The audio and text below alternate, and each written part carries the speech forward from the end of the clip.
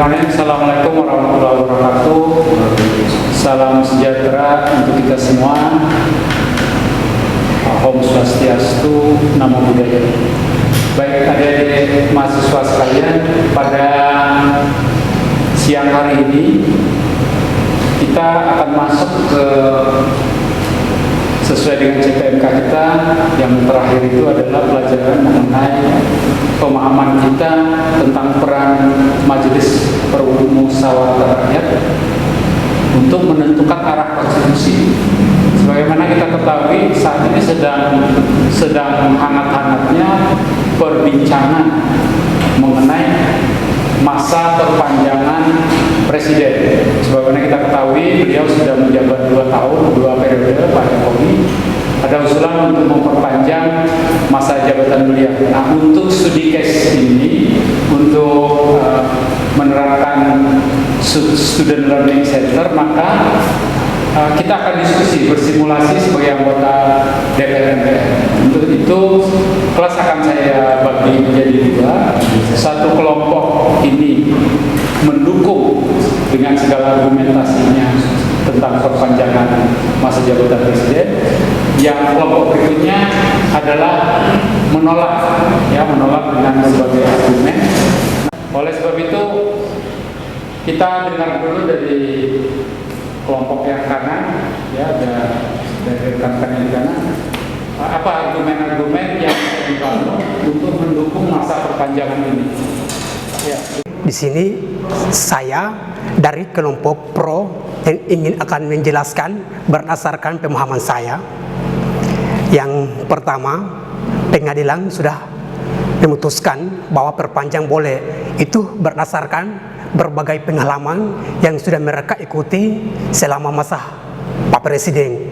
Karena kita bisa lihat berbagai implementasi yang telah dilakukan oleh Pak Presiden. Yang pertama, kereta cepat antara Jakarta ke Bandung ini menjadi salah suatu hal yang memudahkan untuk berbagai elemen yang sering untuk mengimpor barang antara Bandung ke Jakarta. Terus yang kedua, Pak Presiden ini juga salah satu orang yang memiliki etika yang sungguh luar biasa dan memiliki hidup yang sangat sederhana. Oleh sebab itu, perjalanan Pak Presiden juga pernah kunjungi ke Papua, dan Papua juga berbagai implementasi yang telah dibuat. Berdasarkan itu menjadi salah satu argumen yang meyakini oleh berbagai elemen yang ada di Indonesia ini. Maka berdasarkan perpanjang Pak Presiden ini, saya sebagai pro setuju. Karena sejauh ini setiap fase yang kita lalui dalam periode ke periode tidak pernah ada perkembangan sejauh ini. Masanya Pak Presiden ini sangat-sangat mengharumkan Republik ini, bahkan membawa angin-angin surga buat rakyat yang tertinggal, lebih khususnya berbagai pelosok yang ada di bangsa ini. Maka dari itu menjadi sangat bincangan berbagai pelosok karena memuaskan kepada rakyat. Maka saya setuju untuk memperpanjangkan periode 2024 dan selanjutnya dan seterusnya. Kami mempunyai berpendapat tentang kontra, karena sebagaimana yang dijelaskan oleh Undang-Undang Dasar 1945 yang dijelaskan oleh bab 3 dan diatur lanjut oleh pasal 4 sebagai dasar hukum kekuasaan presiden sebagai eksekutif. Lalu diatur dengan pasal 6, pasal 6A ayat 2, pasal 6A ayat 3, serta pasal 6A ayat 5. Kemudian pasal 7 dijelaskan bahwa presiden dan wakil presiden hanya memegang jabatan selama 5 tahun dan sesudahnya dapat dipilih kembali dalam jabatan yang sama, yaitu dalam hal ini untuk 1 kali masa jabatan atau periode, sebagaimana ini sudah dalam perubahan yang pertama. Kemudian dijelaskan kembali di dalam pasal 7A tentang kode etik meliputi apabila telah melakukan pelanggaran hukum dan pengkhianatan terhadap negara, korupsi, penyuapan, dan tindak pidana berat lainnya, tidak memenuhi syarat sebagai presiden dan wakil presiden. Sebagaimana dijelaskan kembali dalam pasal 7C, presiden tidak dapat membekukan dan atau membubarkan Dewan Perwakilan Rakyat atau DPR. Hal ini diatur sebagai perubahan ketiga dalam Undang-Undang Dasar 1945. Dalam hal ini kami melihat urgensi apabila presiden dibutuhkan dalam masa 3 periode atau dibutuhkan dalam pencalonan kembali ke depan, kita melihat kembali kepada keperluan dan efektivitas serta efisiensi presiden dan wakil presiden untuk visi misi ke depannya. Maka kami dalam hal ini menolak masa perpanjangan presiden berdasarkan Undang-Undang Dasar dan kepentingan masyarakat lebih umumnya. Kami tidak setuju terhadap perpanjangan masa jabatan presiden karena kita memiliki sejarah yang kelam saat pada waktu itu, yaitu pada masa Orde Baru, jika suatu presiden terlalu lama menjabat akan rentan mengakibatkan terjadinya pemerintahan yang otoriter seperti pada masa Orde Baru waktu itu. Jadi masyarakat juga mungkin mengetahuilah apa dampaknya jika suatu pemerintahan itu terlalu lama dijabat oleh satu orang, dan dengan alasan yang tidak jelas juga kenapa tiba-tiba di saat masa pemerintahan hampir berakhir tiba-tiba muncul suatu berita akan munculnya masa perpanjangan presiden, yaitu selama 3 periode. Jadi menurut kami kurang setuju dengan gagasan perpanjangan masa presiden tersebut, karena alasannya pemerintah akan, jika itu terjadi, pemerintah akan menjalankan pemerintahannya secara otoriter. Terima kasih. Bahwa tim kami tidak setuju dengan pendapat dari tim kontra, karena menurut kami selama masa jabatannya Presiden Jokowi, anggaran yang begitu sangat banyak yang dikeluarkan yang tadi disebutkan oleh Saudari Iwan berupa 3 triliun dan 400 triliun itu, kalau misalnya pergantian presiden dan dana itu tidak dipakai, anggaran itu tidak terrealisasikan, maka sangat disayangkan proyek-proyek seperti itu tidak menguntungkan. Karena menurut saya proyek IKN itu sendiri adalah program presiden, karena daerah ibu kota saat ini yang kita tahu adalah penduduknya padat dan ekonominya semua terpusatnya di sini. Dengan melanjutkannya program IKN tersebut membuat suatu pembangunan Indonesia itu akan merata dan pembangunan ekonominya akan dirasakan oleh daerah-daerah yang tertinggal seperti Papua, Kalimantan, dan NTT. Jadi dia menghubungkan semua. Jadi dari tim kami meluruskan bahwa Presiden Jokowi masih bisa untuk melanjutkan 3 periode, karena itu permintaan sendiri dari masyarakat Indonesia sendiri yang meminta Bapak Presiden untuk melanjutkan, karena menilai lagi selama ia menjabat presiden, hal-hal yang ia lakukan selama menjabat menurut kelompok kami dari tim pro kontra, bahwa yang Bapak lakukan itu sudah baik, sehingga tidak akan terjadi hal yang terjadi di masa pemerintahan Soeharto pada tahun 1998, yaitu pemerintahan otoriter. Karena kita tahu sendiri selama masa jabatannya Presiden Jokowi, ia tidak pernah melakukan suatu hal yang membuat masyarakat itu rugi. Sekian dan terima kasih. Menurut tim kami, ketika pemilihan umum berlangsung setelah Jokowi ini, belum tentu presiden yang terpilih selanjutnya dapat melanjutkan program IKN yang dibangun Jokowi. Oleh sebab itu, kami sangat pro jika Presiden Jokowi meneruskan jabatannya selama 3 periode. Alasan lainnya yaitu IKN ini ketika berlangsung bukan berarti Jakarta adalah kota mati. Jadi menurut kami ketika IKN ini berlangsung, semua pusat yang sebelumnya pemerintahan pusat ada di Jakarta hanya pindah ke Kalimantan.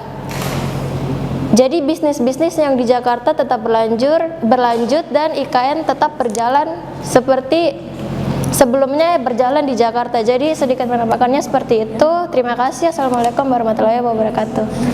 saya perwakilan dari tim Pro yang mendukung adanya Presiden 3 periode.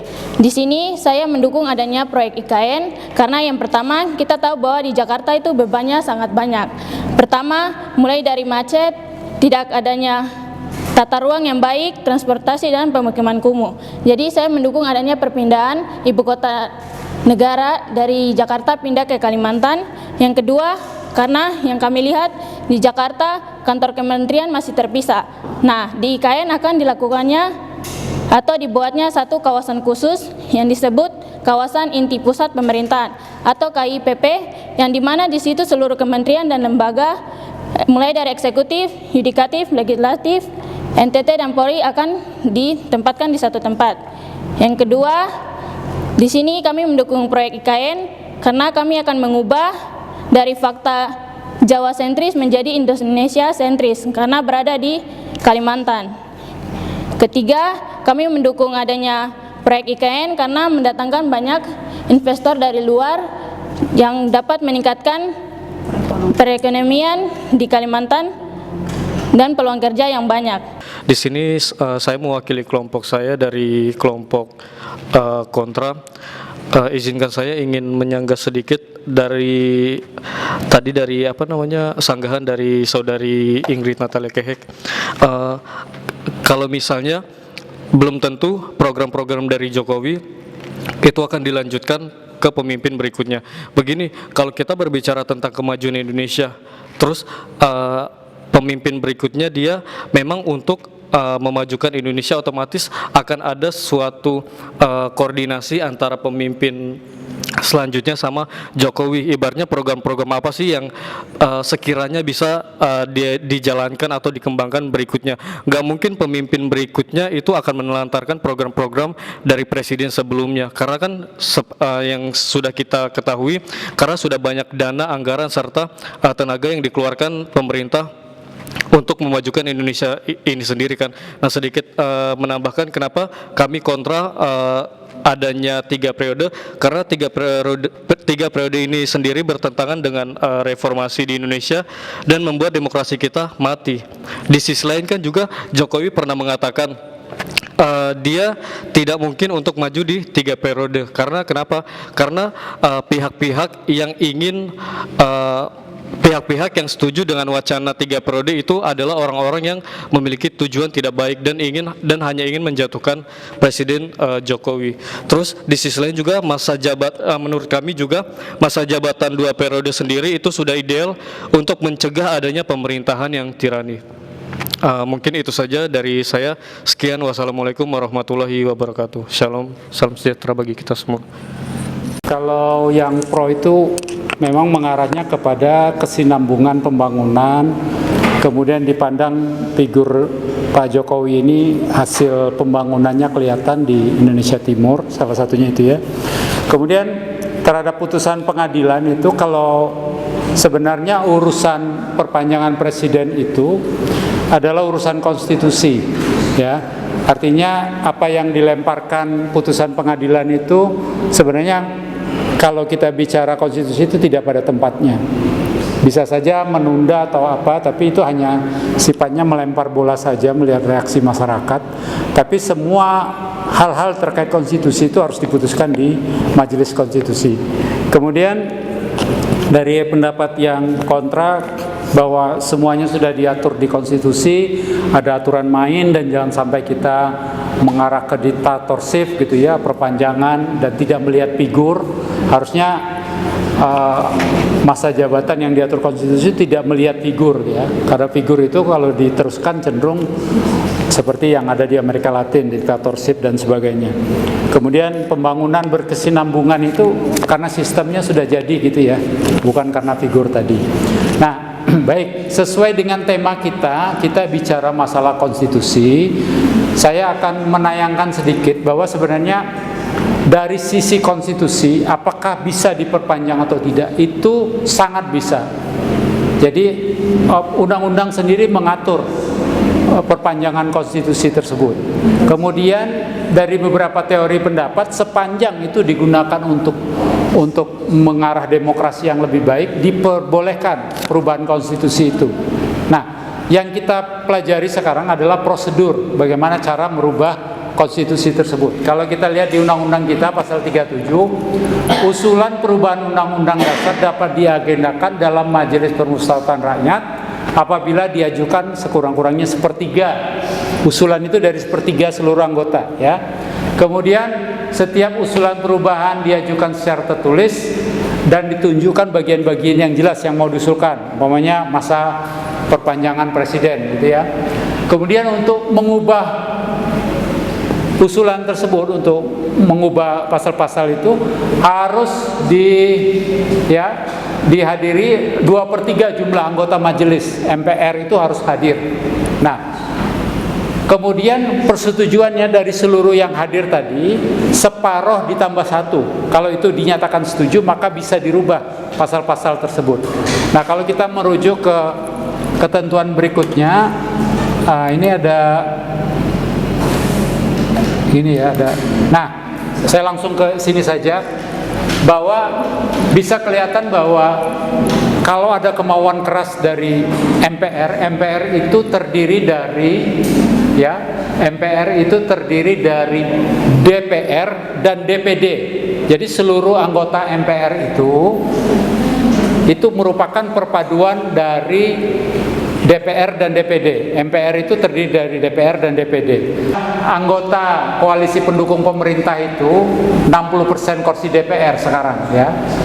Kalau sisanya itu yang 40% itu di luar itu, kemudian DPD ada 136 anggota. Kalau mereka ini sepakat, jadi koalisi pemerintah kemudian bisa melobi DPD juga sepakat, maka ketentuan tadi berlaku. Ada usulan, ada pembahasan, disetujui separoh lebih 1 yang hadir di sidang tersebut, maka bisa dirubah. Nah, kita belajar konstitusi, kita melepaskan diri dulu dari unsur pandangan politik dan sebagainya, bahwa secara perundang-undangan itu bisa dilakukan. Demikian yang dapat saya sampaikan. Terima kasih atas diskusinya hari ini. Semoga bisa jadi pelajaran kita bersama. Assalamualaikum warahmatullahi wabarakatuh.